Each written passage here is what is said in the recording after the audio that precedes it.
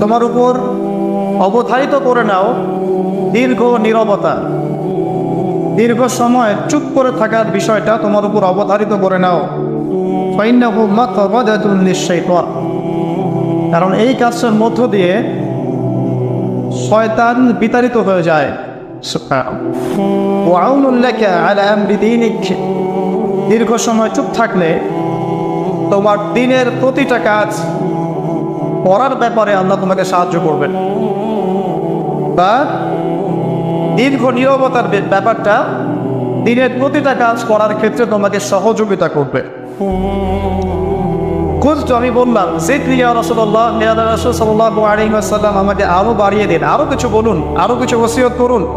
ক্বালা, তিনি বললেন ইয়াকা ওয়া কাসরাতাদ দাহিক, সাবধান থাকবে, বেশি বেশি হাসবে না।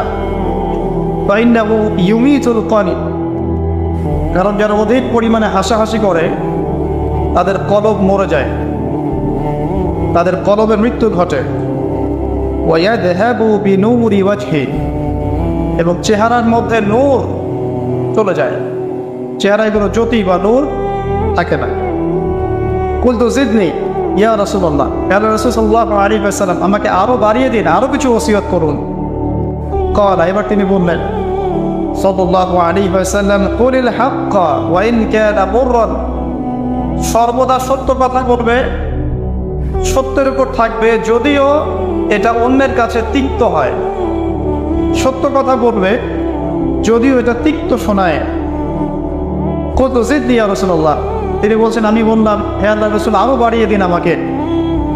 ক্বালা, এবার নবীজি বললেন সাল্লাল্লাহু আলাইহি ওয়াসাল্লাম, লা তাখাফ ফিল্লাহি লাওমাতা লাইম, আল্লাহর পথে কাজ করার ব্যাপারে বা আল্লাহর পথে চলার ক্ষেত্রে, আল্লাহর দিন পালনের ক্ষেত্রে নিন্দুকের নিন্দার পরোয়া করবে না। আল্লাহর ব্যাপারে নিন্দুকের নিন্দার সমালোচনার পরোয়া করবে না। কুলতু জিদনি ইয়া রাসূলুল্লাহ, তিনি বললেন, আমি বললাম যে আরো বাড়িয়ে দিন হে আল্লাহর রাসূল আমার জন্য।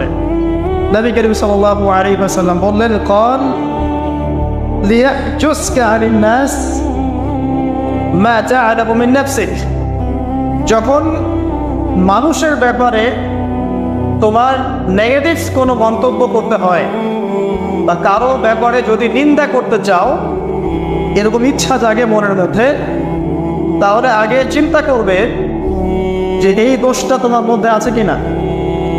অর্থাৎ নিজের নফসের খেয়ালটা তুমি আগে বেশি নেবে অন্যের নিন্দা করার আগে। রাওয়াহুল বাইহাকি, হাদিসটা এসেছে বাইহাকি শরীফের মধ্যে ফি শুআবুল ঈমান, এবং মিশকাতুল মাসাবিহের মধ্যে এসেছে হাদিসটা 414 এবং 415 পৃষ্ঠায়।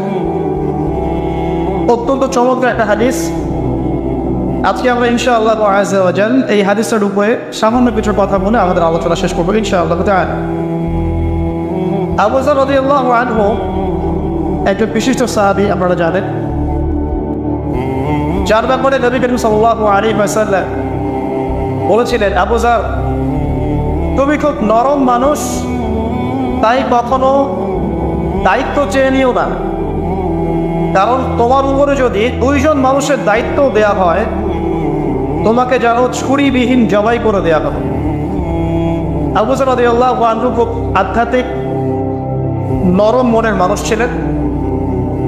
তিনি নবী সাল্লাল্লাহু আলাইহি ওয়াসাল্লামকে খাস করে বলছেন, এটা আমভাবে নয়, আমি যেমন আমভাবে সবার উদ্দেশ্যে কথাগুলো বলছি, এভাবে আমভাবে নবীজি এই কথাটা তাকে বলেননি, বরং খাসভাবে বলেছেন, পার্সোনাল নাসিহাত, ইন্ডিভিজুয়ালি বলেছেন। তিনি বলছেন, হে আল্লাহর রাসূল, আমাকে কিছু নসিহত করো, কিছু ওসিয়ত করো। ওসিয়ত কি জিনিস? যেমন কেউ চলে যাওয়ার আগে ওসিয়ত করে, বাবা ইন্তেকাল করছে তার আগে ওসিয়ত করে, মাকে দেখিস, বোনদেরকে খোঁজ খবর রাখিস, সন্তানদের ব্যাপারে খোঁজ খবর রাখিস ইত্যাদি। ওসিয়ত করা মানে যে কথাগুলো আমরা অক্ষরে অক্ষরে পালন করতে চাই, প্রতিশ্রুতি ব্যক্ত করি, এরকম কথা, কনভারসেশন। একটু চিন্তা করেন, নবী করিম সাল্লাল্লাহু আলাইহি ওয়াসাল্লাম যদি আপনাকে আমাকে খাস করে কোনো জায়গায় ডেকে নিয়ে কথাটা বলতেন, কেমন হতো? মনে করেন নবী সাল্লাল্লাহু আলাইহি ওয়াসাল্লাম জীবিত আছেন বা আমরা তার সাক্ষাৎ পেয়েছি, আর আমরা কেউ একজন আমাদের মধ্যে গিয়ে থেকে বললেন, ইয়া রাসূলুল্লাহ, আমাদের কিছু নসিহত করেন, আমাকে খাস করে কিছু ওসিয়ত করেন, তখন এই ওসিয়তগুলো স্পেশাল হবে এবং আপনি আমি কখনোই চাইবো না জীবন চলে গেলেও এগুলোর কোনো একটা আমরা ছেড়ে দেই, তাই না? আবু যর রাদিয়াল্লাহু আনহু এই সুযোগটা নিয়েছেন। নবী সাল্লাল্লাহু আলাইহি ওয়াসাল্লাম বলছেন, প্রথম যে উসিকা বিতাকওয়াল্লাহ, আমি তোমাকে সর্বপ্রথম ওসিয়ত করছি তুমি আল্লাহকে ভয় করবে। তাকওয়া কি জিনিস? নবীজি বলছেন ফাইন্নাহু আযয়ানু লিয়ামলিকা কুল্লি, এই তাকওয়াটাই সমস্ত কাজের সৌন্দর্য বর্ধন করবে তোমার জীবনে। তুমি যত কাজ করবে প্রত্যেকটা কাজ যদি আল্লাহকে ভয় করে করো, প্রত্যেকটা কাজ তোমার জীবনে সৌন্দর্য বর্ধন করবে ইনশাআল্লাহ তাআলা। খুব সংক্ষিপ্ত আকারে বলতে পারি, আল্লাহ রাব্বুল আলামিনের তাওহীদের সাথে কাউকে শরীক না করা, এক কথায় আল্লাহর সাথে শিরক না করার নাম তাকওয়া। ঠিক আছে? আল্লাহ এক, আল্লাহ অদ্বিতীয়, তিনি মহাবিশ্বের স্রষ্টা, আমাদের স্রষ্টা, সৃষ্টিকর্তা, পালনকর্তা, রিজিক দাতা, জীবন মৃত্যুর মালিক, বিধান দাতা। এই প্রত্যেকটা কনসেপ্ট আল্লাহর জন্য খাস করার নাম হচ্ছে তাওহীদ। আর এখানে যদি আমরা কাউকে সমকক্ষ দাঁড় করি তাহলে শিরক হয়ে যাবে। এই শিরকটা তিনভাবে হয়ে থাকে। মানুষ চিন্তার ক্ষেত্রে শিরক করতে পারে। কেউ যদি মনে করে মহাবিশ্বের কোনো স্রষ্টা নাই তাহলে শিরক করবে। কেউ যদি মনে করে স্রষ্টা আরও একজন আছে বা একাধিক আছে তাহলে শিরক করবে। কেউ যদি মনে করে যে আল্লাহ ছাড়া কেউ ইবাদত পাওয়ার যোগ্য, আল্লাহ ছাড়া অন্য কাউকে সেজদা করা যায় নাউজুবিল্লাহ, আল্লাহ ছাড়া কেউ প্রয়োজন পূরণ করতে পারে, কেউ সন্তান দিতে পারে, কেউ কল্যাণ করতে পারে, কেউ অকল্যাণ করতে পারে ইত্যাদি, আল্লাহ ছাড়া কেউ বিধান দেওয়ার মালিক, এরকম কনসেপ্ট যার মনের মধ্যে আছে এটা হচ্ছে আকীদাগত শিরক বা চিন্তাগত শিরক। আমি কি বোঝাতে পারছি? 2 নাম্বার কাজের শিরক, যেমন কেউ যদি আল্লাহকে সেজদা না করে অন্য কাউকে সেজদা করে কর্মগত শিরক করেছে। আল্লাহ পাকের হালালকে কেউ যদি হারাম করে নেয় কর্মগত শিরক করেছেন। আল্লাহ পাকের হারামকে কেউ হালাল করে নেয় কর্মগত শিরক করেছেন। আল্লাহর কাছে দোয়া না করে মৃত মানুষের কাছে দোয়া করে শিরক করেছে। এগুলো কাজ করতে গিয়ে শিরক করেছে। ইভেন আল্লাহর নামে কসম না করে অন্য কারো নামে কসম করতেও শিরক হয়ে যায়। অনেক সময় আমরা হাতের মধ্যে রশি পড়ি, পাথর পড়ি, অনেক কিছুই পড়ি, আমাদের বিশ্বাস হয় এগুলো আমাদের উপকার করতে পারবে, অপকার করতে পারবে, তাহলে শিরক হয়ে যাবে। সন্তান আল্লাহ দেন, যদি আমরা মনে করি যে মাজারে গিয়ে দোয়া করলেই সন্তান পাওয়া যাবে, শিরক হয়ে যাবে। আর শিরক এমন একটা পাপ যে পাপটা আল্লাহ পাক তওবা ছাড়া মাফ করে না। মৃত্যুর আগে যদি তওবা করে মানুষ, ইনশাআল্লাহ আল্লাহ পাক মাফ করে দিবেন। যদি তওবা না করে মারা যায়, সম্ভাবনা বেশি এই ব্যক্তি জাহান্নামে যাবে নাউজুবিল্লাহ। কারণ প্রত্যেক 1999 জন মানুষ জাহান্নামে যাবে যাদের আমল নামায় শিরকের পাপ থাকবে। আল্লাহ পাক সূরা নিসার মধ্যে বলেছেন, ইন্নাল্লাহা লা ইয়াগফিরু আন ইউশরাকা বিহি ওয়া ইয়াগফিরু মা দুনা যালিকা লিমান ইয়াশা। আল্লাহ পাক শিরকের গুনাহ ব্যতীত যে কোনো গুনাহ যাকে ইচ্ছা মাফ করতে পারেন। যে কোনো গুনাহ, আপনি জিনা করেছেন, সিজদা করেন, ফিরে আসেন, আল্লাহ মাফ করে দেবে ইনশাআল্লাহ। আপনি সুদ খেয়েছেন দীর্ঘদিন, সুদ থেকে ফিরে আসেন, দীর্ঘদিন মায়ের সাথে জিনা করেছেন সুদের মধ্য দিয়ে, তওবা করে ফিরে আসেন, আল্লাহ এখনই মাফ করে দেবে ইনশাআল্লাহ। আপনি খুন করেছেন মানুষকে, যদি আপনি চিন্তা করেন যে আমার এটা অপরাধ হয়েছে, আপনি তওবা করে খালেসভাবে ফিরে আসেন, আল্লাহ মাফ করে দেবে ইনশাআল্লাহ। ব্যভিচার করেছেন, বিবাহিত হওয়ার পরেও জিনা করেছেন, এই ব্যক্তির কিন্তু পৃথিবীতে বাঁচার আসলে কোনো অধিকার নাই। তারপরেও যদি সে গোপনে তওবা করে ফিরে আসে রাতের অন্ধকারে, আল্লাহ চাইলে মাফ করে দেবেন ইনশাআল্লাহ। যে কোনো পাপ আল্লাহ পাক যাকে ইচ্ছা মাফ করতে পারেন, শিরক ছাড়া। শিরক যদি তওবা না করে মারা যায়, বেশিরভাগ সম্ভাবনা হচ্ছে সে জাহান্নামে যাবে। আরেকটা ডেঞ্জারাস বিষয় হচ্ছে শিরক করে মারা গেলে কবরে মান রব্বুক উত্তর দিতে পারবে না। যারা মান রব্বুকে উত্তর দিতে পারবে, নিঃসন্দেহে তারা কখনো শিরক করে নাই, আল্লাহ পাকের তাওহীদের উপরে ছিল। আবার শিরকের অনেক কিছু বুঝেছে কি, আধুনিক একটা শিরক বুঝি না, আধুনিক শিরক। এটা যেমন আল্লাহ পাক যা নাজিল করেছেন, এখানে যে বিধানগুলো আছে এগুলোকে যদি কেউ ডিনাই করে বা এগুলোকে পাশ ফিরিয়ে অন্য কোনো বিধানকে বেটার মনে করে, আল্লাহর বিধানের চাইতে বেটার মনে করে বা সমকক্ষ মনে করে, এটাও শিরক। এটাও শিরক। আল্লাহ পাক কিছু হালাল করেছেন, আপনারা যদি মনে করেন এটা হারাম, তাহলে শিরক। এটাও শিরক। সূরা তাওবার 31 নম্বর আয়াতটা পড়ে দেখবেন ইনশাআল্লাহ তাআলা। যাই হোক, তাকওয়ার প্রথম স্টেজ হচ্ছে আমাদেরকে শিরক করা যাবে না, তাওহীদে থাকতে হবে ইনশাআল্লাহ তাআলা। 2 নম্বর, আল্লাহ পাকের যত আদেশ আছে এগুলোকে মেনে চলার নাম তাকওয়া। ফর এক্সাম্পল সালাত, সাওম, সাদাকা, হজ, উমরা, যাকাত, সত্য কথা বলা, পিতামাতার খেদমত ইত্যাদি যতগুলো আদেশ কোরআন এবং সুন্নাহর মধ্যে আছে এগুলোকে মেনে চলা তাকওয়ার পরিচয়। 3 নম্বর, আল্লাহ পাকের যত নিষেধ আছে এই সমস্ত নিষেধগুলোকে বর্জন করার নামও তাকওয়া। শুধু আদেশ মানলাম, নিষেধ বর্জন করলাম না, এটা আসলে প্রকৃত তাকওয়ার পরিচয় নয়। আজকে আমরা মাশাআল্লাহ সবাই সালাত পড়েছি, কালকে সকালে যদি আবার শরীর লেনদেন করি আমার মধ্যে তাকওয়া আসলে নাই। আমি ধর্মীয় জীবনে পাক্কা মুসল্লি হলেও অর্থনৈতিক জীবনে পাক্কা সুৎখোর থেকে গেছে। এই অবস্থা যদি তওবা না করে মারা যায়, মায়ের সাথে জেনার অপরাধ দিয়ে কিয়ামতের মাঠে উঠবে ইনশাআল্লাহ। এটা আমার কথা না, নবী সাল্লাল্লাহু আলাইহি ওয়াসাল্লাম বলেছেন, সহিহ বুখারীর হাদিস, যে কোনো আলেমকে জিজ্ঞাসা করবেন, যে কোনো মাদ্রাসায় যাবেন, যে কোনো প্রকাশনের বুখারী শরীফ কেনেন না কেন, হাদিসটা পাবেন। যে ব্যক্তি 1 দিরহাম সুদ খেলো সে যেন 36 বার জেনা করলো। আপনি যদি জানেন যে আপনার ক্লোজ কোনো ফ্রেন্ড বা আত্মীয় বা হুয়েভার ইজ সে জেনা করে বেড়ায় বা মেয়েদের সাথে একাধিক মেয়ের সাথে তার সম্পর্ক আছে, ইনলিগাল রিলেশনশিপ, আপনি নিশ্চয়ই তার থেকে সম্মানের দৃষ্টিতে তাকাবেন না, তাকাবেন? আখিরুজ জামান এমন একটা যুগ যেখানে সুদ থেকে বাঁচা সো ভেরি ডিফিকাল্ট। এখানে হাজারে খুব কম মানুষই সুদ থেকে বাঁচতে পারবে। যারা বেঁচে থাকবে তাদের গায়েও সুদের ছিটা ফোটা এসে লাগবেই লাগবে, কারণ পুরো বিশ্বের ইকোনমিক সিস্টেমটাই সুদ ভিত্তিক।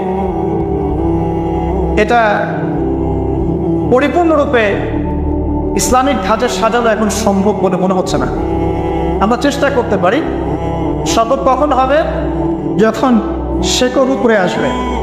আর শেকড় কখন উপরে হবে? যখন মালহাবা হবে। আর মালহাবা কখন হবে?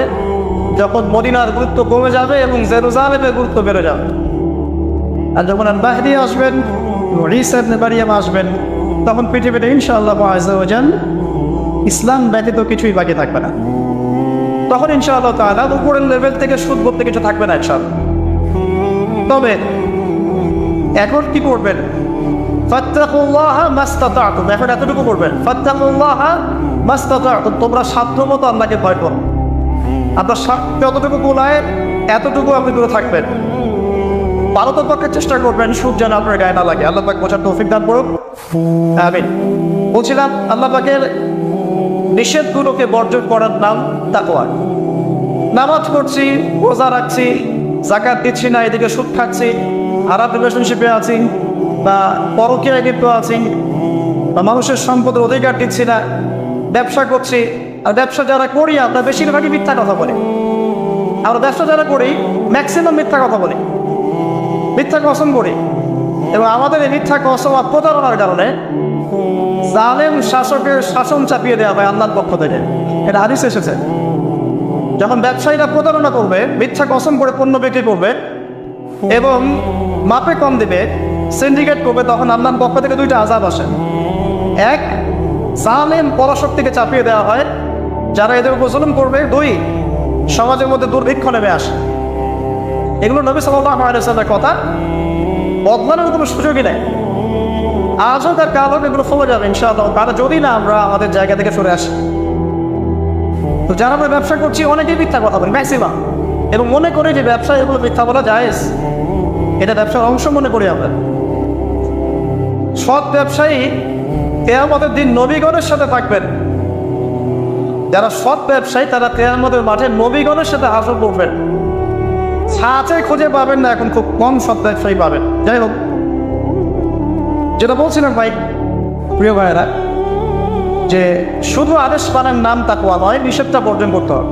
আমরা নামাজ রোজা হজ জাকাত সবই করছি মাশাআল্লাহ, ব্যবসায়িক জীবনে মাপে কম দিচ্ছি, ইকোনমিক লাইফে সুদ খাচ্ছি, আর পলিটিক্যাল লাইফ নিয়ে আমি কোনো কথা বলতে চাচ্ছি না।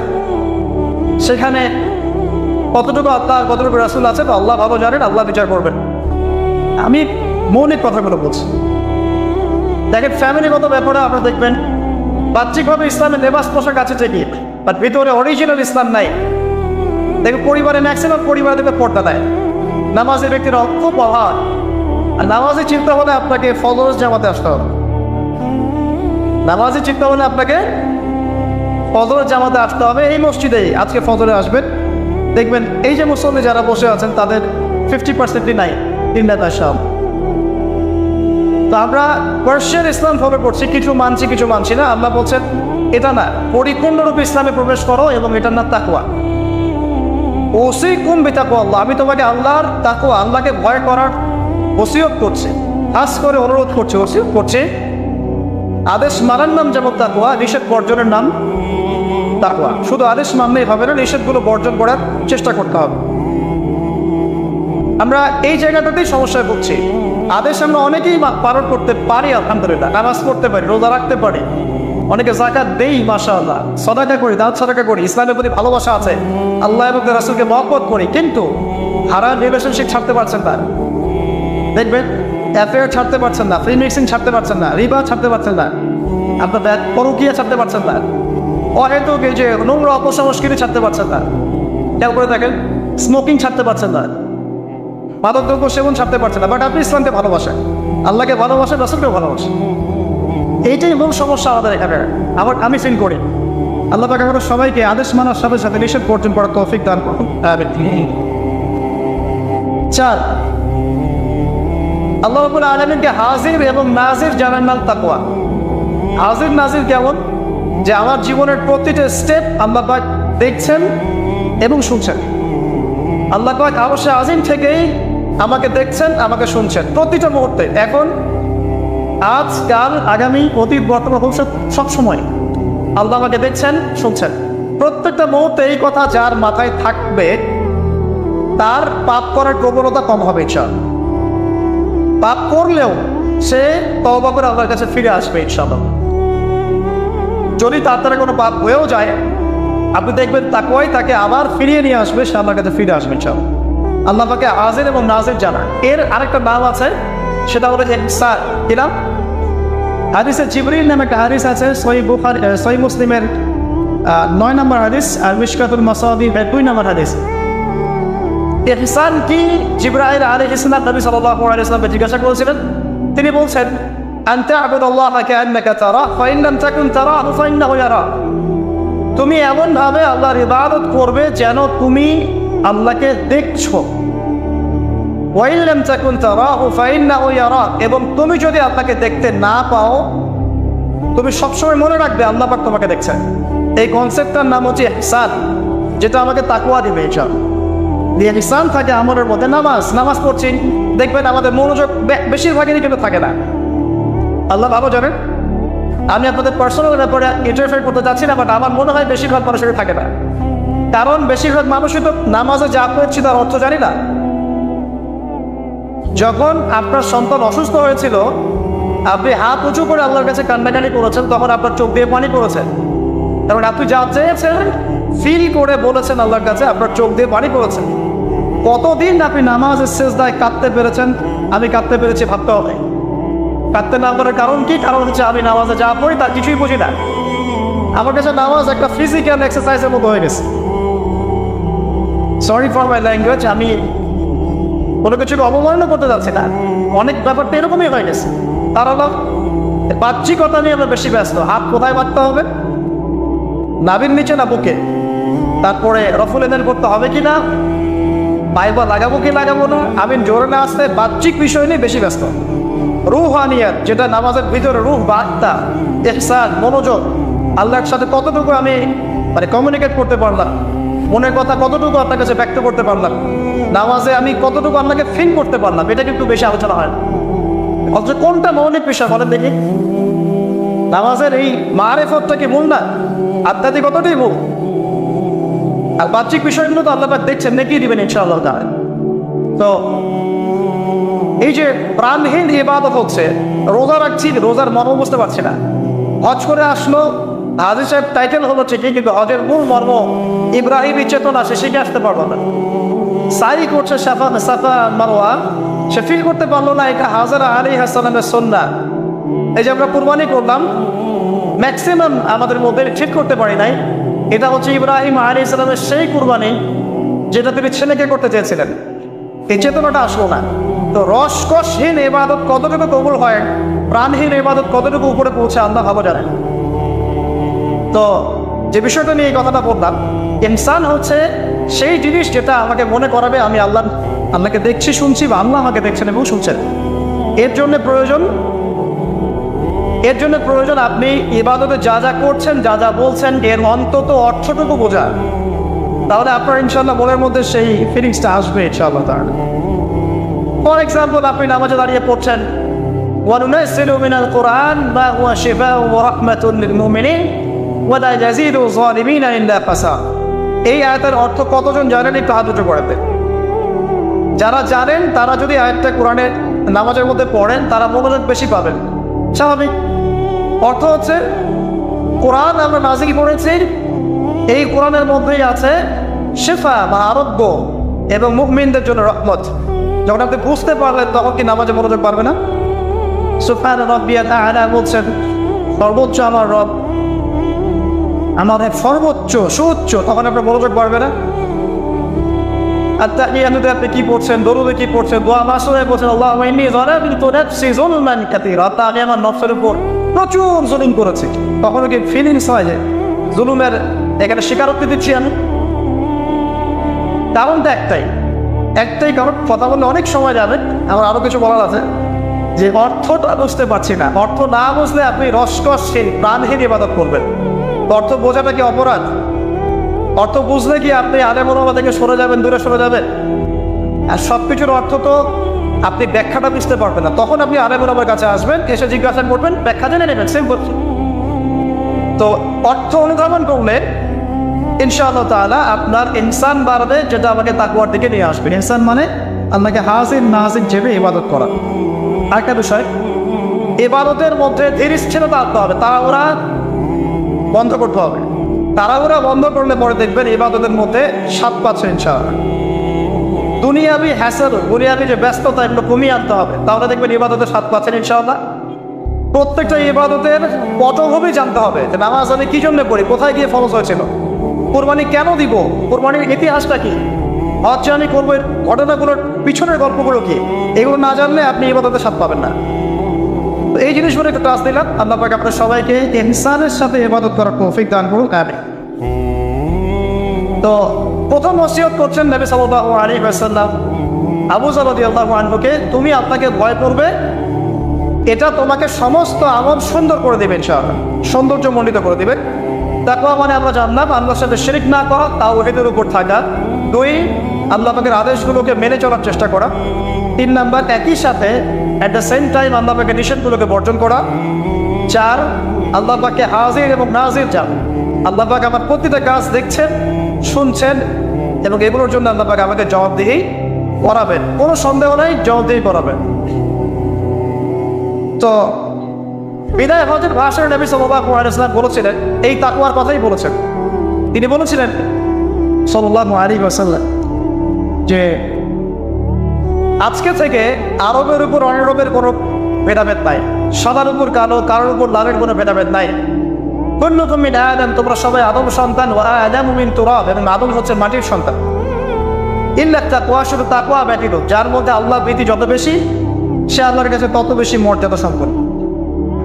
সূরা হুজুরাতেও সেম কথা আছে, 13 নম্বর আয়াতে আল্লাহ পাক বলেছেন, ইয়া আইয়ুহান নাস, হে মানব জাতি, ইন্না আকরামাকুম ইনদাল্লাহি আতকাকুম, হে মানব জাতি, তোমাদের মধ্যে আল্লাহর কাছে সবচেয়ে বেশি মর্যাদা সম্পন্ন সেই ব্যক্তি যে অধিক মুত্তাকি বা অধিক তাকওয়াওয়ালা। এবং এই তাকওয়ার পজিশনটা কোথায় সেটা নবী সাল্লাল্লাহু আলাইহি ওয়াসাল্লাম বলেছেন। এটা আমার টুপিতে নাই, আমার দাড়ি, আমার লেবাস, আমার পোশাক, আমার চলাফেরা, এসবের মধ্যে তাকওয়ার প্রকৃত পরিচয় নাই। নবী করিম সাল্লাল্লাহু আলাইহি ওয়াসাল্লাম বলেছেন, তাকওয়া হাহুনা, তাকওয়া হচ্ছে এখানে, এই বলে তিনি কলিজার থেকে 3 বার ইশারা করেছেন। অর্থাৎ তাকওয়ার মূল কেন্দ্র কোথায়? আপনার কলবে। আর কলব সংক্রান্ত একটা কথা কিন্তু হাদিসের মধ্যে আসবে একটু আগে, কিছু একটা কাজ করলে কলবটা মরে যাবে, সে কাজটা কি আপনারা হাদিসে করতে পারছেন, সামনে যাচ্ছে চল। তো কলবের ব্যাপার তাকওয়া, তাদের কলবের যত্ন নেওয়া লাগবে। আমরা দেহের যেমন যত্ন নেই, পোশাকের যত্ন নেই, পরিবারে থাকতে পছন্দ করি, বাড়ি ঘর চকচকা রাখতে পছন্দ করি, তাই না? তো তাহলে কলবটাও পরিষ্কার করার চেষ্টা করতে হবে। কি করলে কলবের যত্ন হবে। তার কথা এই হাদিসে আছে, একটু সামনে যাচ্ছি চল। আমি ওই হাদিসের বাইরে কিছু কথা বলছি। কলবের যত্ন, বেশি বেশি মৌতের স্মরণ এবং পরকালের ফিকির কলবকে চিন্তা করবে ইনশাআল্লাহ। মনের মধ্যে কোনো প্রকার রিয়া অহংকার রাখা যাবে না, কলব জীবিত হবে ইনশাআল্লাহ। কারো প্রতি হিংসা বিদ্বেষ পোষণ করবেন না, কলব চিন্তা থাকবে ইনশাআল্লাহ। মানব সেবামূলক যে কাজগুলো আছে, ফর এক্সাম্পল এতিমের দেখাশোনা করা, বিধবাদের খোঁজ খবর নেয়া, মিসকিনের পাশে দাঁড়ানো, এই কাজগুলো করলেও কলব জিন্দা হয়, কলবের মধ্যে নূর আসে, সাকিনা আসে। কলব পরিষ্কার না করে যতই দাড়ি টুপি পাগড়ি জুব্বা করি না কেন, আদতে কোনো লাভ হবে না। আল্লামা তকি উসমানী হাফিজাহুল্লাহ তাসাউফ এবং তাসকিয়া বইটা পড়তে পারেন, এখানে ডিটেইলস এই বিষয়ে জানতে পারবেন ইনশাআল্লাহ। সামনে যাই। আবু যর রাদিয়াল্লাহু আনহু বলছেন যে কুলতু, আমি বললাম, জিদনি ইয়া রাসূলুল্লাহ, হে আল্লাহর রাসূল আমার জন্য আরো বাড়িয়ে দেন। তাকওয়ার বিষয়টা বুঝতে পেরেছে, আমার জন্য আরো বাড়িয়ে দেন, আরো কিছু ওসিয়ত করুন। নবী সাল্লাল্লাহু আলাইহি ওয়াসাল্লাম বলেন আলাইকা বিতিলাওয়াতিল কুরআন। দ্বিতীয় ওসিয়ত কি? আলাইকা কথার অর্থ হচ্ছে তোমার উপরে ওয়াজিব করে ফেলো, একেবারে তোমার উপরে শক্ত করে নাও। আলাইকা তোমার উপর শক্ত করে নাও, বিতিলাওয়াতিল কুরআন, কোরআনের তেলাওয়াত। তোমার উপরে কোরআনের তেলাওয়াতটাকে অবধারিত করে নাও, শক্ত করে নাও।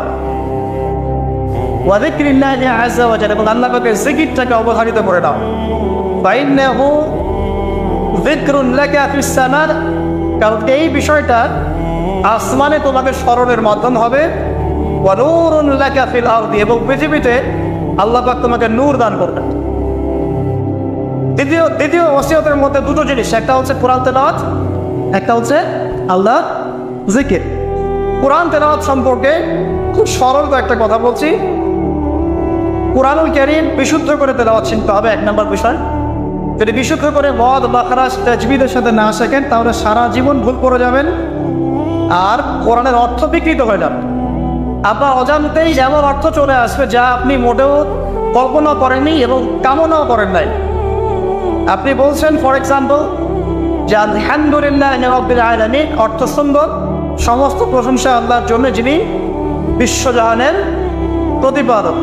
একটা মদের কারণে আপনার পার্থক্য হলো, একবারটি বলে ফেলছি, যেভাবেই হোক, যত সময় লাগুক, যে বয়সেই থাকেন, বিশুদ্ধ করে কোরআন তেলাওয়াত না শিখে মৃত্যুবরণ করবেন না, ওয়াদা করেন। যে বয়সেই হন, যেখানেই পড়েন, যে প্রফেশনেই থাকেন, যত গরিবই হন, যত বড়লোকই হন, যাই হন, হোয়েভার ইউ আর, কোরআন তেলাওয়াত বিশুদ্ধ করে না শিখে কবরে যাবেন না, ওয়াদা করেন। সারা জীবনে যা করেছেন, যত কিছু শিখেছেন, আপনার সায়েন্স, আপনার আর্টস, আপনার commerce, medical science, engineering, BCS cadre, যা কিছু করেছেন, সব কিছু বৃথা হয়ে যাবে যদি পরকালে আপনি কুলসিরাত পারতে না পারেন। আর আল কোরআনুল হুজ্জাতুন লাকা আলাইহি, কোরআন হয় তোমার পক্ষে দলিল হবে, না হলে বিপক্ষে। যারা কোরআন বিশুদ্ধ করে তিলাওয়াতও করতে শিখছে না, কোরআন কি তার পক্ষে দলিল হবে বলে মনে হয়? আল্লাহ পাক আমাদের সবাইকে তৌফিক দান করুন, আমিন। তেলাওয়াতটা অ্যাটলিস্ট তেলাওয়াতটা শেখেন, অর্থ বোঝেন আর নাই বোঝেন, আমি আবারও স্পষ্ট করেই বলছি, স্পষ্ট করে বলার পরেও কিছু মানুষের কেন জানি চুলকানি থামে না, আমি জানি না, তবে এটা নিয়ে আমার মাথা ব্যথা নাই। আমি স্পষ্ট করে আবারও বলছি, কোরআন বিশুদ্ধ করে তেলাওয়াত করলে প্রত্যেক হরফে 10 নেকি পাবেন। কোরআন আপনার পক্ষে সুপারিশ করবে ইনশাআল্লাহ, আল্লাহ আপনাকে নূর দিবেন, ঠিক আছে? এবং কোরআনের সুপারিশ কবুল করা হবে, আল্লাহ পাক আপনাকে জান্নাত দিবেন ইনশাআল্লাহ। এবং আলিফ লাম মিম পড়লে 30 নেকি হয়ে যায়, 3 নেকি বা 10 নেকি না, আলিফ লাম মিম পড়লে 3টা হরফে 30 নেকি হয়ে যায়। শুদ্ধ করে কোরআন তেলাওয়াত করলে, অর্থ বোঝেন বা না বোঝেন, আপনি প্রত্যেক হরফে 10 নেকি। কিন্তু কোরআনের অর্থ অনুধাবন না করলে, কোরআনের অর্থ বুঝতে না পারলে, আপনি কোরআনকে বাস্তবে প্রয়োগ করতে পারবেন না। আর কোরআনকে বাস্তবে প্রয়োগ করতে না পারলে আপনি কোরআনের মৌলিক হকটা আদায় করতে পারবেন না, সিম্পল। তাই অর্থ না বুঝে যদি সারা জীবন কোরআন তেলাওয়াত করে যাই, কোরআন তেলাওয়াতের নেকি হবে ঠিকই, প্রত্যেক হরফে 10 নেকি হবে ঠিকই, কোরআন আপনার পক্ষে সুপারিশও করতে পারে, বাট কোরআনের প্রকৃত হকটা দুনিয়াতে আদায় হয়নি। কোরআন নাযিল করা হয়েছে যাতে মানুষ উপদেশ গ্রহণ করে, তাদাব্বুর করে, ফিকির করে, এটা নিয়ে গবেষণা করে এবং এর মধ্য দিয়ে মানুষ যেন পথ খুঁজে পায়। এই কারণে আপনার স্কুল, কলেজ, ইউনিভার্সিটিতে যা পড়ছেন এগুলো সবদিন ফার্সি ভাষায় হতো বা টার্কিশ ভাষায় হতো বা রাশিয়ান ভাষায় হতো, এবং আপনি এগুলো অর্থ জানেন না, শুধু পড়াটার মুখস্থ করেন, তাহলে কি আপনি আদৌ পরীক্ষায় পাস করতে পারবেন? প্রশ্নের উত্তর দিতে পারবেন?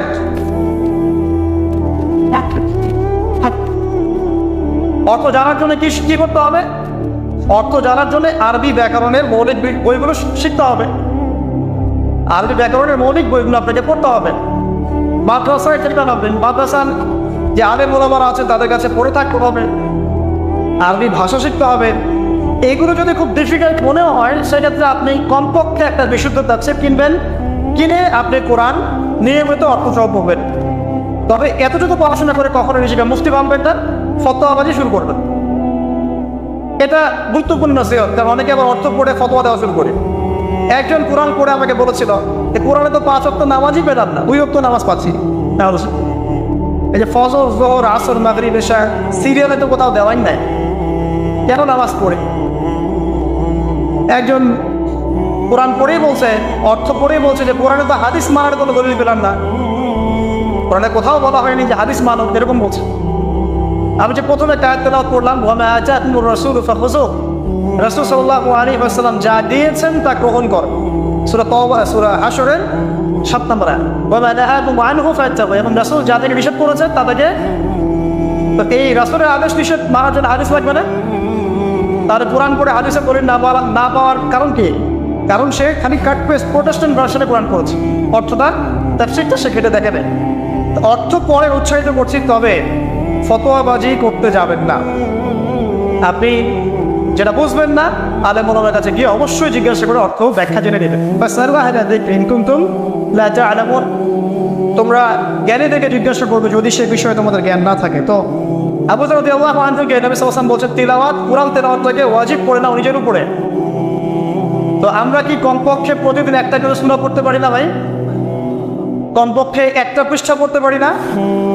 যারা আরেকটু বেশি পড়ি 5 পৃষ্ঠা, আরেকটু বেশি পড়ি 10 পৃষ্ঠা। হাফেজে কোরআনে 600 পৃষ্ঠা আছে। এই 600 পৃষ্ঠাকে আপনি 30 পারায় ভাগ করেন, প্রত্যেক পারায় 20 পৃষ্ঠা, এক পারায় 20 পৃষ্ঠা। তো আমি সকালবেলা ঘুম থেকে উঠে নিয়ে অর্ধেক পারা করে পড়তে পারি 10 পৃষ্ঠা। যারা একটু ভালো করে পড়তে পারি, ফ্লুয়েন্সি আছে, তারা 1 পারা করে পড়তে পারি। প্রতিদিন 1 পারা করে পড়লে প্রতি মাসে আপনি একটা করে খতম দিতে পারবেন। আচ্ছা, না পারেন, প্রতিদিন 10 পৃষ্ঠা করে যদি পড়েন তাহলে 2 মাসে একটা খতম হবে, পারা যাবে? তাও না পারেন, প্রতিদিন 5 পৃষ্ঠা করে পড়েন, 4 মাসে একটা খতম হবে, বছরে 3টা খতম। কম নাকি? অনেক। এতটুকু যদি করেন আলহামদুলিল্লাহ।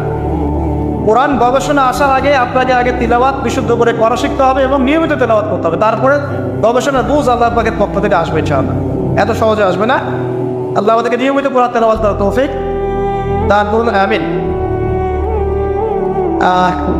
অনেক কোর্স এখন বের হয়েছে যেগুলোর মধ্য দিয়ে খুব সহজেই কোরআনের অর্থ আপনি শিখতে পারেন। আপনি আরবি ব্যাকরণ শিখতে পারেন, আরবি ভাষা শিখতে পারেন, হ্যাঁ, কোরআনিক গ্রামার শিখতে পারেন, বা বিশুদ্ধ করে মদ মাখরাজের সাথে কোরআন শিখতে পারেন। অনলাইনেও আছে, অফলাইনেও আছে। কীভাবে শিখবেন আমি জানি না, কার কাছে যাবেন আমি জানি না। এতটুকু জানি, আমি আপনাকে ওসিয়ত করতে চাই যে মৃত্যুর আগে কমপক্ষে একটা বার কোরআনটা অর্থসহ পড়েন, আর অবশ্যই বিশুদ্ধ করে কোরআন তেলাওয়াত করতে শেখেন। আপনি যে বয়সেরই হন, যে পেশারই হন, আর যেখানকার মানুষই হন না কেন, আল্লাহ পাক তৌফিক দান করতে। আরেকটা বলা হয়েছে ওয়া যিকরুল্লাহি আযজা ওয়া জাল, এবং আল্লাহ পাকের জিকির। এই দুটো করলে আসমানে তোমাদের স্মরণ করা হবে এবং জমিনে আল্লাহ পাক তোমাদের নূর দিবেন। আল্লাহর জিকির কি? আল্লাহকে স্মরণ করা। সবচেয়ে সেরা জিকির নামাজ। সবচেয়ে সেরা জিকির কি? নামাজ। তারপরে সেরা জিকির কোরআন তেলাওয়াত। কোরআনকে আল্লাহ পাক জিকির বলেছেন, ইন্না নাহনু নাযালনা যিকরা ওয়া ইন্না লাহু লাহাফিজুন। আমি কোরআনকে বা এই জিকিরকে নাযিল করেছি, আমি একে হেফাজত করবো ইনশাআল্লাহ। এছাড়া জিকির বলতে আমরা আসলে যা বুঝি এগুলো খুব শর্ট করে বললে, প্রত্যেক দিন কিছু মাসনুন দোয়া দেওয়া আছে যেগুলো পড়লে আপনার জিকিরের হকটা আদায় হয়ে যাবে। খুব সহজ। 100 বার সুবহানাল্লাহ বললে 1000 নেকি হবে, পাওয়া যাবে না? এটা আপনি ড্রাইভ করতে করতে করতে পারেন, হাঁটতে চলতে করতে পারেন, মা বোনরা রান্না বান্না করতে করতে করতে পারেন। এটা যে আলাদা করে ওযু করে বসতে হবে জরুরি না, ওযু শর্তও না।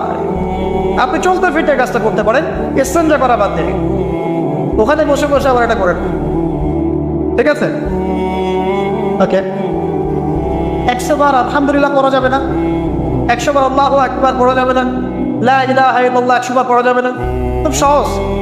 বা সকালবেলা অ্যাটলিস্ট আপনি একটা বার পড়লেন আয়াতুল কুরসি, একবার পড়লেন সাইয়্যিদুল ইস্তিগফার, সাইয়্যিদুল ইস্তিগফার একবার পড়লে ওই দিন যদি সে ব্যক্তি মারা যায় তাহলে জান্নাত।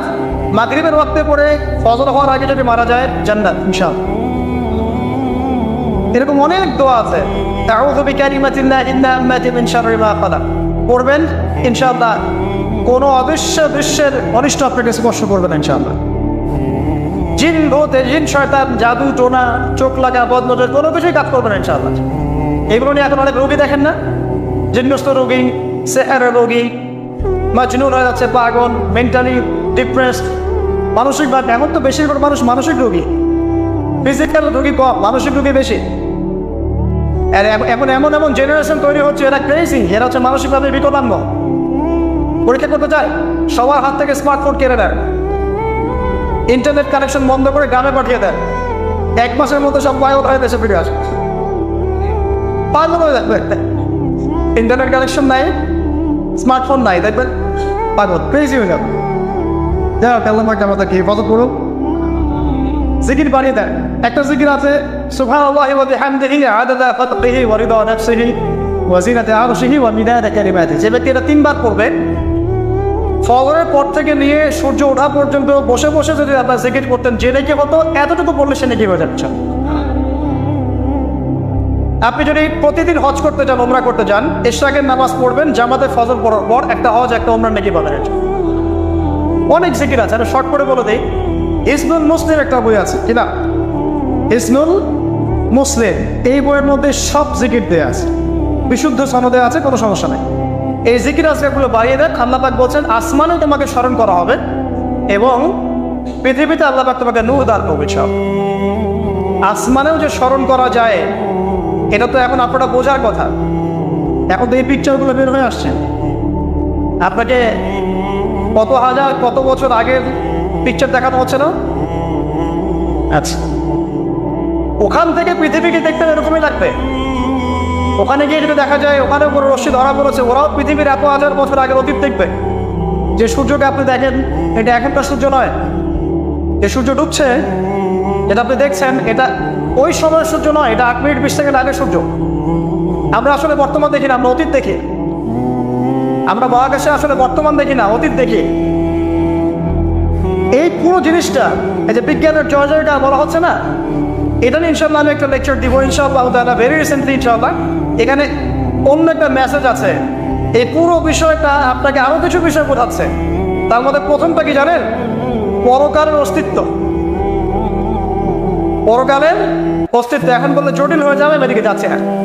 এই পুরো আবিষ্কারটাই পরকালের অস্তিত্ব আপনাকে বোঝাচ্ছে, এবং আল্লাহ পাক যে টাইম ফ্রেমের ঊর্ধ্বে অবস্থান করছেন এটা আমাদেরকে বোঝাচ্ছে। এটা হাদিসও আছে। যা আবিষ্কার করা হয়েছে এগুলো প্রথম আসমানের বিষয়। এরকম আরো 2, 3, 4, 5, 7টা আসমান আছে, এবং 7ম আসমানের উপরে আছে মহাসাগর, তার উপর আছে কুরসি, তার উপর আরশে আজিম, তার উপরে আল্লাহ রাব্বুল আলামিন। আল্লাহ পাক এই টাইম ফ্রেমের ঊর্ধ্বে, আল্লাহ পাক সবই অতীত, সবই বর্তমান, সবই ভবিষ্যৎ, এগুলো ঊর্ধ্বে আল্লাহ পাক। অতীত, বর্তমান, ভবিষ্যৎ আল্লাহ পাককে গ্রাস করতে পারে না। আল্লাহ পাক এগুলো ঊর্ধ্বে আছেন। অনেক ব্যাপার আছে, ইনশাআল্লাহ এটা নিয়ে আমি পরে কথা বলবো, আজকে না। তো যাই হোক, আসমানে আপনাকে স্মরণ করা হবে, তার মানে আসমানেও আল্লাহ পাকের সৃষ্টি আছে যারা আপনাকে স্মরণ করবেন। আল্লাহ পাক আপনাকে স্মরণ করবেন ইনশাআল্লাহ। এবং পৃথিবীতে আপনাকে নূর দেওয়া হবে। নূর মানে কি? আলো। আলো কখন লাগে? যখন অন্ধকার দূর করতে হয়। এই তো অন্ধকার দূর করতে আলো লাগে। পৃথিবীতে অন্ধকার আছে? এখানে অন্ধকার বলতে কি বোঝানো হয়েছে? রাতের অন্ধকার? জাহেলিয়াতের অন্ধকার। কিসের অন্ধকার? চারিদিকে জাহেলিয়াত নাই, ঘুষ দেনা ব্যভিচার জাহেলিয়াত দিয়ে ভর্তি না? এই জাহেলিয়াত দূর করতে হলে আমরা টর্চ লাইট লাগবে, নূর লাগবে। সেই নূর আল্লাহ পাক আপনাকে দিবেন যদি আমি কোরআন তেলাওয়াত করি এবং আপনার জিকির বাড়িয়ে দিই। আল্লাহ পাক আমাদেরকে সবাইকে নূর দান করুন, আমিন। এরপরের ওসিয়ত ছিল, শর্ট করে নিচ্ছি। তিনি বললেন কুলতু ইয়া রাসূলুল্লাহ জিদনি, আমাকে আরো বাড়িয়ে দিন হে আল্লাহর নবী। তিনি বলছেন খুব ইম্পর্টেন্ট কথা, আলাইকা বিতুলিস সামতি, দীর্ঘ সময় নীরবতা অবলম্বন করার ব্যাপারে আমি তোমাকে ওসিয়ত করছি, এটা তোমার উপরে ওয়াজিব করে নাও। দীর্ঘ সময় চুপ করে থাকাটা মারেফতের পরিচয়। যখন আপনি চুপচাপ থাকবেন, খুব বেশি কথা বলবেন না, বেশি অপ্রয়োজনীয় কথা বলবেন না, প্রয়োজনে কথা বলবেন, আল্লাহর পক্ষ থেকে আপনার কলমের উপরে ইলম আসবে, ইলমে লাদুন্নি আল্লাহর পক্ষ থেকে আসবে ইনশাআল্লাহ। দেখবেন ঠান্ডা মাথায় চিন্তা করলে সুন্দর গোছানো চিন্তা করা যায় না, এলোমেলো হবে না চিন্তা উন্নত হবে। এবং যদি আমরা বেশি ব্যস্ত থাকি, বেশি কথা বলি, তখন কিন্তু চিন্তাগুলো এলোমেলো হয়ে যায়। এটা বলা হচ্ছে প্রয়োজনীয় বিষয়গুলোর ক্ষেত্রেও কথার ক্ষেত্রে সতর্কতা অবলম্বন করে। তাহলে অপ্রয়োজনীয় যে কথাগুলো আছে, যে গীবত, পরনিন্দা, পরচর্চা, অহেতুক মিউজিক শোনা বা অহেতুক কাব্যচর্চা, অহেতুক উপন্যাস, এগুলোর কি মূল্য আছে? তাহলে যখন প্রয়োজনীয় ক্ষেত্রে আল্লাহ পাক বলছেন আলাইকা বিতুলিস সামতি, তোমার উপরে দীর্ঘ নীরবতাকে ওয়াজিব করে নাও, তাহলে অপ্রয়োজনীয় গান গল্প, আড্ডাবাজি, এই যে আমরা চায়ের দোকানে করছি, ক্যারাম খেলতে খেলতে করছি, লুডু খেলতে খেলতে করছি, অহেতুক আড্ডাবাজি করছি, ফ্রেন্ড সার্কেল একত্রিত হলে অনেক অহেতুক গল্প হয়ে যায়। এবং বেশিরভাগ গল্পের ক্ষেত্রে হয় গীবত বা রিয়া বা আত্মপ্রদর্শন, তাই না, বা সমালোচনা। আর বাই দ্য ওয়ে, জাতি হিসেবে আমরা খুব বাচাল জাতি। আর আমরা কাজের চেয়ে কথা বলতে বেশি পছন্দ করি, আমরা কাজের চাইতে কথা বলতে বেশি পছন্দ করি, কিন্তু যারা উন্নত সভ্যতা তারা কথা কম বলে, কাজ বেশি করে। আমরা কাজের চেয়ে কথা বেশি বলতে পছন্দ করি, এবং কাজ যদি কোনো একটা করে ফেলি, যদি কাজ হয় 5 ডিগ্রি, আমরা কথা বলতে শুরু করি 100 ডিগ্রি। আপনারা আমাদের এরকম, তো আমাদের এই জাতিগত পরিবর্তন আনতে হবে। কথা কম বলি আমরা, আল্লাহ পাক কাজ বেশি করার তৌফিক দান করুন। যেন কথা যখন বলবো সেটা যেন প্রয়োজনীয় কথা হয়। আর যদি কোনো অপ্রয়োজনীয় কথা হয়েও যায় কোনো জায়গায়, একটা দোয়া পড়ে উঠবেন, ইনশাআল্লাহ কাফারা হয়ে যাবে। এটা বেশি জরুরি না? এটা বেশি জরুরি। তো যখন কোনো জায়গায় বসলেন, অপ্রয়োজনীয় অনেক কথা হয়ে গেছে, ওঠার আগে বলবেন সুবহানাকা আল্লাহুম্মা ওয়া বিহামদিক আশহাদু আন লা ইলাহা ইল্লা আনতা আস্তাগফিরুকা ওয়া আতুবু ইলাইক। বাস, আপনার এই বৈঠকে যদি কোনো অপ্রয়োজনীয় কথা হয়ে যায়, আল্লাহ পাক সেটা মাফ করে দেবেন ইনশাআল্লাহ। এটা মা বোনদেরকে শেখাবেন, কারণ তাদের এটা বেশি প্রয়োজন। যাই হোক, এরপরে আসেন, তারপরে তিনি বলছেন জিদনি ইয়া রাসূলুল্লাহ, আমাকে আরো কিছু ওসিয়ত করুন। তিনি বলছেন ওয়া ইয়াকা কাসরাতিদ দাহিক, খুব ইম্পর্টেন্ট, তোমার উপরে এটা অবধারিত করো যে তুমি বেশি হাসবে না, বেশি বেশি হাসবে না। সূরা তওবার মধ্যে একটা আয়াত আছে যে তারা বেশি বেশি হেসে নিক, অচিরে তারা এমন অনেক বেশি কান্নাকাটি শুরু করবে।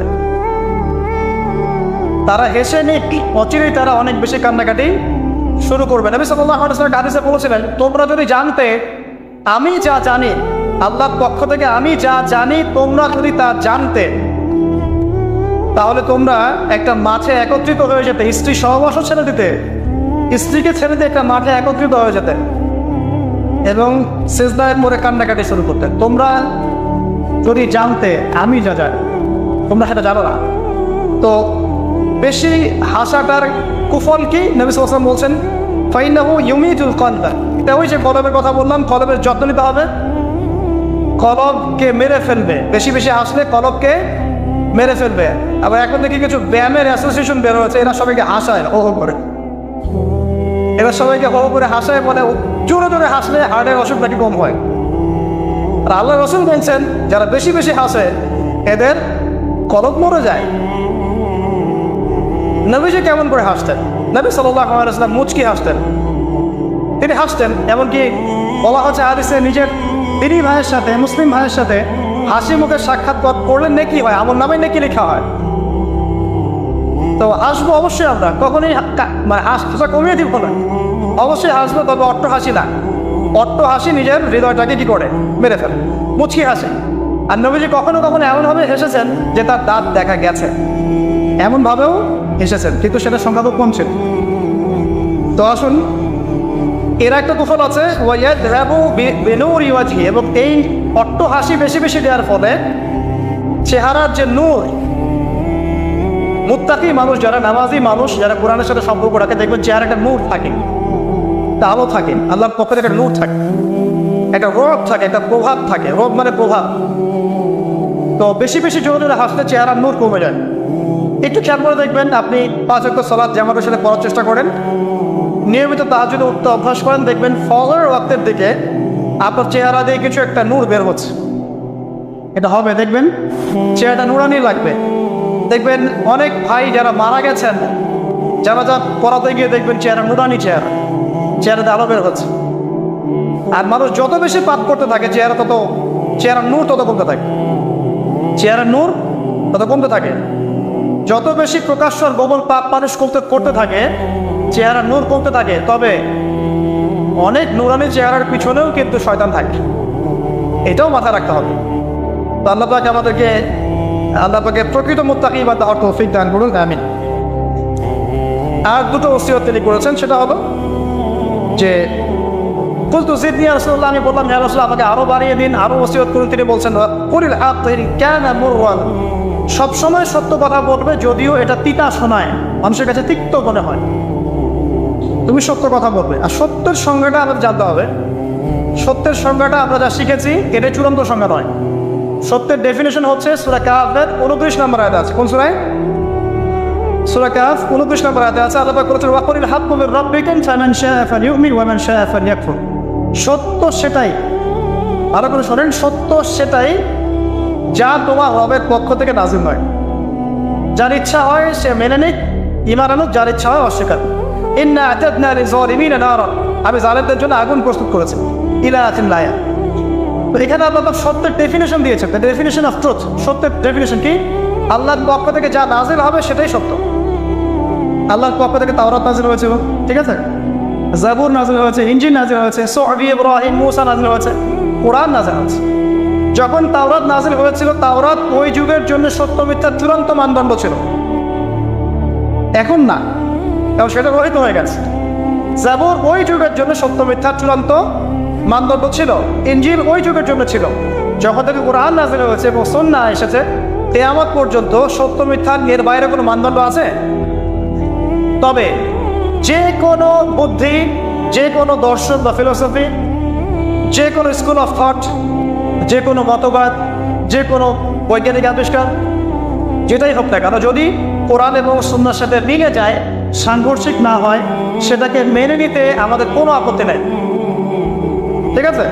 কিন্তু যে কোনো বিজ্ঞান বা দর্শন বা যুক্তি বা মানব রচিত কোনো মতবাদ, যেটাই হোক, যে কোনো স্কুল অফ থট বা ফিলোসফিক্যাল থট, এগুলো কোরআন এবং সুন্নাহর সাথে যদি না মিলে সাংঘর্ষিক হয়, সেক্ষেত্রে এটা না বানাই আপনার আমার উপর ওয়াজিব। এটা সত্য মিথ্যার মানদণ্ড থাকবে না। এখন আমাদের কাছে জাস্ট এগুলোকে মিলিয়ে দেখা কোরআন সুন্নাহর সাথে এগুলো মিলছে কিনা, ব্যাস। ওয়াইন ক্যান নুরন, যদি সত্য তিতাও হয় তবুও বলতে হবে। যদি চাকরি চলেও যায়, ইমাম সাহেবকে সুদের এগেনস্টে বলতে হবে, বলা শিখতে হবে। ঘুষের এগেনস্টে বলা শিখতে হবে, দুর্নীতির এগেনস্টে বলা শিখতে হবে। ওয়াইন ক্যান নুরন, যদি তিতাও লাগে, তবে বলার ভাষাটা এগ্রেসিভ হবে না। মানুষকে আঘাত করে বলার ব্যাপারটা ইসলাম সমর্থন করছে না। কিভাবে? ফেরাউনের কাছে নবী মুসা আলাইহিস সালামকে দাওয়াত দিতে পাঠানো হচ্ছে।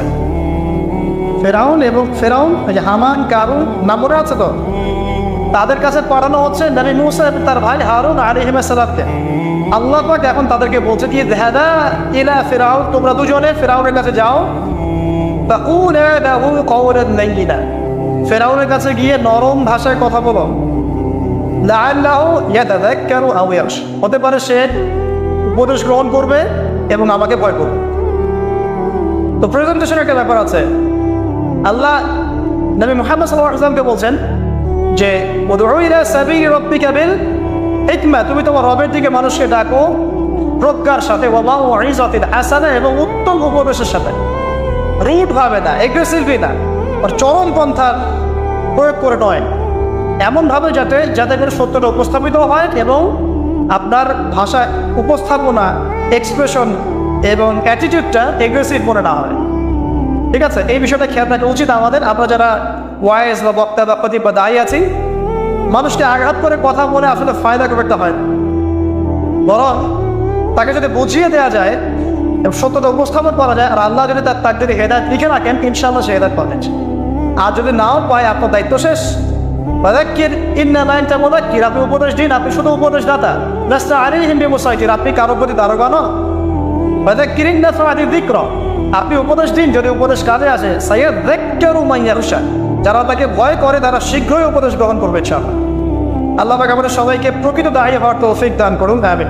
একজনের কথা বলে আমি সামনে যাচ্ছি। মুসআব বিন উমাইর রাদিয়াল্লাহু আনহু ইসলামের ইতিহাসের প্রথম দায়ী, যাকে নবী সাল্লাল্লাহু আলাইহি ওয়াসাল্লাম মক্কা থেকে মদিনায় পাঠিয়েছিলেন, যিনি বিলাসী জীবন যাপন করতেন জাহিলি যুগে। তার এত দামি পারফিউম ছিল, আতর ছিল, খুশবু ছিল যে মক্কায় কারো কাছে নাই। বুঝতে পারছেন? ইসলাম কবুল করার পরে তার অবস্থা এমন হয়েছিল যে তার একাধিক পোশাকও নাই যেটা চেঞ্জ করে নামাজ পড়বেন। উহুদের যুদ্ধে তিনি শহীদ হয়েছেন এবং তাকে দাফন করার জন্য কাফনের কাপড় পাওয়া যায়নি।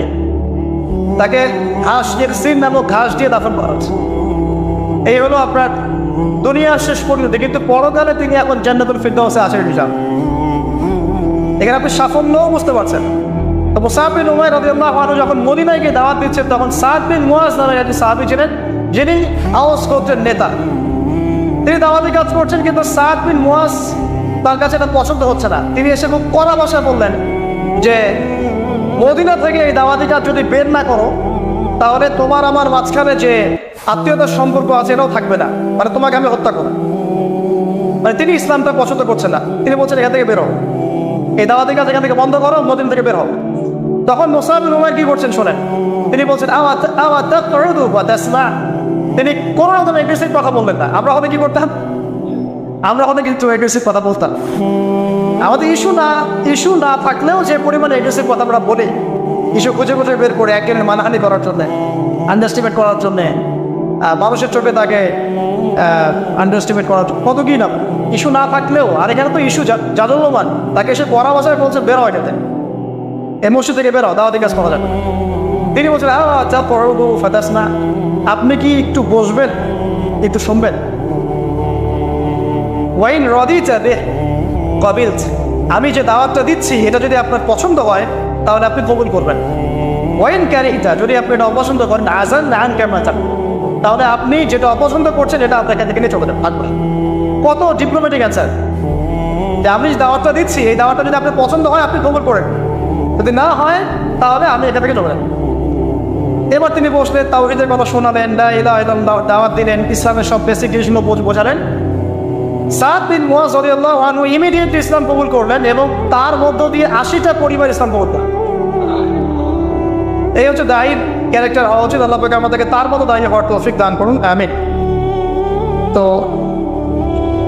যেটা বলছিলাম যে সত্য উপস্থাপন করতে হবে, তবে মাউইজাতুল হাসানা, হিকমার সাথে, প্রজ্ঞার সাথে এবং যুগোপযোগীভাবে কোরআন সুন্নাহকে হাতে নিয়ে ওয়ার্ল্ডকে ডিল করার মতো জ্ঞান থাকতে হবে। সর্বশেষ নবী সাল্লাল্লাহু আলাইহি ওয়াসাল্লাম যে ওসিয়তগুলো করছেন সেটা হলো, তিনি বলছেন লা তাখাফ ফিল্লাহি লাওমাতা লাইম, আবু যর, আল্লাহর পথে চলার ক্ষেত্রে নিন্দুকের নিন্দার কোনো পরোয়া করবে না। আল্লাহর পথে যখন তুমি চলতে শুরু করবে, কোন চলা, প্রকৃত চলার কথা বলছি, কথিত চলার কথা বলছি না।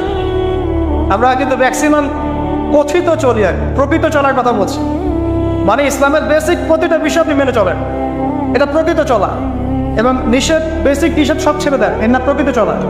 আর কথিত কি, বাইন বাইন মুযাবযাবিনা বাইনাহুম, মানে এদিকেও আছে এদিকেও আছে, মানে যখন যেদিকে বাতাস সেদিকে ফ্লো আর কি, ঠিক আছে।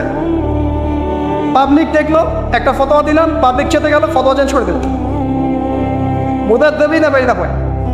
তো প্রকৃত চলা, যখন তুমি প্রকৃত রূপে আল্লাহর পথে চলবে, তখন মানুষ তোমার নিন্দা করবে, সমালোচনা করবেই। মানুষ নিন্দা করবেই, সমালোচনা করবেই। এটা নবীগণের সুন্নাত। নূহ আলাইহিস সালাম থেকে শুরু করে মুহাম্মদ সাল্লাল্লাহু আলাইহি ওয়াসাল্লাম পর্যন্ত এমন কোনো নবী নাই যাকে তার কওম তিরস্কার করে নাই, বের করে দেয় নাই, অত্যাচার করে নাই। কোনো কোনো ক্ষেত্রে নবীদেরকে হত্যা পর্যন্ত করা হচ্ছে। তো নবীগণের যে নিষ্পাপ কোনো মানুষ আছে, তাদেরকে এই ভোগান্তি কেন পোহাতে হলো? তারা কি আমার হচ্ছে অন্য কোনো ইসলাম ফলো করতেন? তাহলে আমরা এমন কোনো ইসলাম ফলো করছি যেটা করলে আমাদের সব ঠিক থাকে, চাকরিও যায় না, পরিবারে সব ঠিক থাকে, এদিকে আমি ব্যবসাও লাভ উন্নতি করছি, ঠকাচ্ছি, আবার আমার হজমরাও ঠিক আছে, মাশাআল্লাহ। সো এমন ইসলামের কথা বলা হচ্ছে এখানে, যে ইসলাম পালন করলে পরিপূর্ণ ইসলাম, যারা পালন করছে না এরা তখন আপনাকে নিন্দা করবে, সমালোচনা করবে, আপনাকে তিরস্কার করবে। এটা শুরু হবে আপনার পরিবার থেকে। আপনি টোটাল ইসলাম ফলো করার চেষ্টা করেন, আপনার পরিবার থেকে বাধা শুরু হবে ফার্স্ট অফ অল এখান থেকে। তারপরে সমাজ মেনে নিবে না, তারপরে দেখা যাবে ধর্ম নেতারা মেনে নিবে না। প্রচলিত একটা সিস্টেম চলছে, আপনি এসে একটা নতুন কিছু বলছেন, তখন এরা মেনে নিবে না, যে নতুন বিষয়টা অবশ্যই কোরআন সুন্নাহর সাথে মিল আছে। তারপরে সর্বোচ্চ লেভেল ফেরাউন, নমরুদ, এটা পরে, ওটা সবার আগে আসবে। তবে নবীজি বলছেন সাল্লাল্লাহু আলাইহি ওয়াসাল্লাম, লা তাখাফা বিল্লাহি লাওমাতা লাইম, কোন নিন্দুকের নিন্দা বা সমালোচনার পরোয়া করবে না। মনে রাখবেন, যারা বীর তাদের গায়ে আঘাতের চিহ্ন থাকে, যারা কাপুরুষ এদের গায়ে কখনো আঘাতের চিহ্ন থাকে না। আর যারা ইসলাম ফলো করেও খুব পুত পবিত্র থাকতে চায়, ডানেও যাবো না বামেও যাবো না, এভাবেই সব চলবে, তাদের ইমান, ইসলাম এবং ইহসান নিয়ে নতুন করে ভাবার সময় এসেছে এখন।